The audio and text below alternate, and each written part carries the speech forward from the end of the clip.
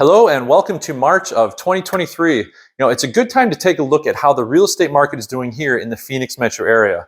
There's a lot of numbers to report, and I promise I'm not going to take up too much of your time. I'm definitely not going to try to, bore you with a bunch of the numbers that I have. Who needs any of that? So, if you're interested in how the real estate market is doing here in Arizona, specifically in the Phoenix metro area, stick around. You're going to want to stay tuned and just see everything that we have to report over the last 30 days.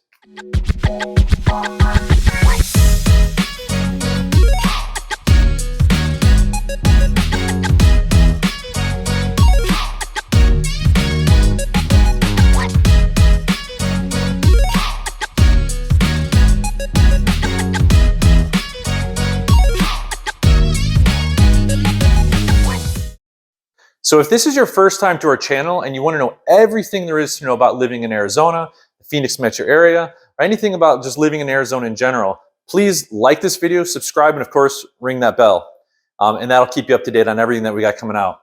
My name is Len. You may know my partner, Jason, and we get calls and emails from people every single day, just like you, wanting to know information about what's going on. They're looking to move to sunny Arizona. And, we absolutely love hearing from you, and we want to, answer any questions that you have. So whether or not you're looking to make a move in 6 months, 6 days, whatever it is, 6 years, who knows?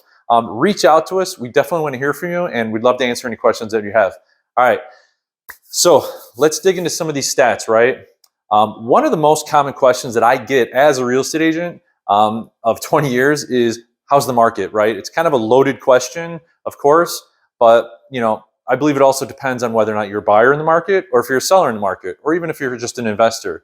Obviously, buyers want deals and sellers want a ton of money and they want to get their home sold quick. So let's break down some of the numbers and kind of give you an idea of how's the market. One of the most important factors that I like to look at is demand, and specifically buyer demand. There's always going to be seller demand, but what is the buyer demand? Without the buyers buying, we're basically just going to build up our inventory. So how is the buyer demand currently in the metro area? Well, last month, we reported that buyer demand was increasing. In fact, we saw the chart kind of going like this in the Phoenix metro area. And what I can tell you is that it's continuing to increase, right? So we haven't seen that slow down very much. One of the subscriptions we have is to this company called the Cromford Report, and analyzes market data on a daily basis. And we read that basically all the time. We want to know what's going on. We want to be your local economist of choice. And so anything above the 100 mark inside what's called the Cromford Market Index is considered a seller's market. Anything below 100 is a buyer's market. As of right now, we're seeing this number peaking at about 127. Last month, we were at 110. So we're seeing that continue to climb, and it's still climbing fast. But that gives us a pretty good indication that we're still moving into a pretty competitive spring, despite everything that's going on with interest rates. So with the increased buyer demand, what does that mean for inventory? Once again, that's another driver for at least pricing, because, if there's 20,000 homes available, or there's a ton to choose from, pricing goes down. If there's not a lot to choose from, pricing goes up. And to be honest with you, we're seeing a very, very similar story with inventory as we are with demand. We saw that drop like a brick last year, and then go back up. And as of right now, what I can tell you is that we're starting to see our inventory continue to drop. I think our inventory last month was something like 13, we were at a little bit over 15,000. And what I can tell you is that as of this morning, and I just checked it a little bit ago, we're seeing less than 14,000 homes available for sale. So we're seeing increased buyer demand and inventory continuing to drop. So remember, what we say is what happens in Phoenix reflects throughout the rest of the state. So basically what we're seeing here is going to be reflected pretty much across the board all over the state. So what has this done for pricing? That's the big question, right? Are we seeing a big run up on pricing with, what's the law of supply and demand say? Is this going to come through again? Well, yes, again, it's always going to come through. So last month we were sitting at an average of about $271 a foot. And right now we're at $272 a foot. It's not a massive increase, but it's an increase nonetheless. And the reason why I bring that up is because the last thing we want to look at is the interest rates.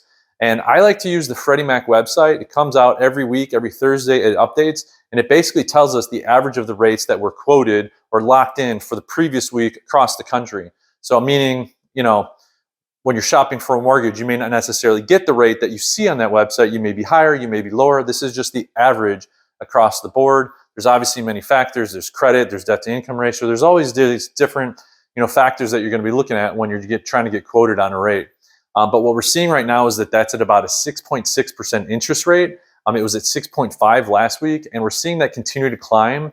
Right now, we've seen the Treasury just getting killed this week. It's up. I saw it hit 4 just a little bit recently. But what I can say is that if you get quoted for a 7% interest rate, what does that mean, for your buying? What I would say is buy the house. If you're looking to buy a house, every month you make that payment, you got to remember you're paying down your principal. You're getting closer to that zero. You're increasing your equity position. So negotiate tough on the purchase of that house. Even if your interest rate is quoted at 7, buy down the rate. Do a 3-2-1 buy down. There's so many different programs out there.